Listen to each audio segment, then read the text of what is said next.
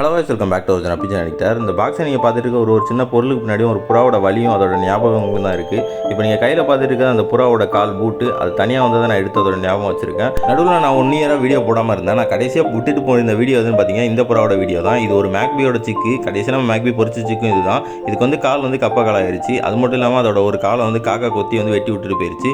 அந்த கால் கொஞ்ச நாளே விழுந்துருச்சு. இந்த புறாவை வந்து பல மாதம் வந்து நான் தான் இற கொடுத்து வளர்த்துட்டு இருந்தேன்னு சொல்கிறத விட ஜெயில் அடைச்சி வச்சிருந்தேன்னு தான் சொல்லணும். இந்த புறாவில் ஒரு இடத்துல இருக்க முடியாது. ஏன்னா அதோட கால் வந்து இல்லாததால ஒரு இடத்துல கிரிப்பாதால உட்கார முடியாமல் இந்த மாதிரி சுற்றிக்கிட்டே வரும். அதனால் என்ன பண்ணாலும் ஒரு பாக்ஸில் இந்த புறா மட்டும் உட்கார அளவுக்கு ஃபிட்டாக துணி போட்டு வச்சிருப்பேன். அது உள்ள தான் இருக்கும். நாளடைவில் அதால் அது உள்ளே இருக்க முடியாதனால அதோட ரெக்க வால் எல்லாத்தையுமே வெட்டி விட்டுட்டேன். சாப்பாடாக கொண்டக்கடலை மக்காச்சோளம் பட்டாணி இந்த மாதிரி பெரிய சைஸில் இருக்கிறது கொடுத்துட்டு ஒரு கால்சியம் மாத்திரை விட்டமின் டானிக் இந்த மாதிரி தான் கொடுத்துட்டு இருந்தேன். புறா ஓரளவுக்கு நல்லா ஹெல்த்தியாக தான் இருக்கும். ஆனால் அதால் எந்த ஒரு மூவ்மெண்ட்டுமே பண்ண முடியாமல் கொஞ்சம் சோர்வாகவே இருந்த மாதிரி தான் இருந்துட்டு இருக்கும்.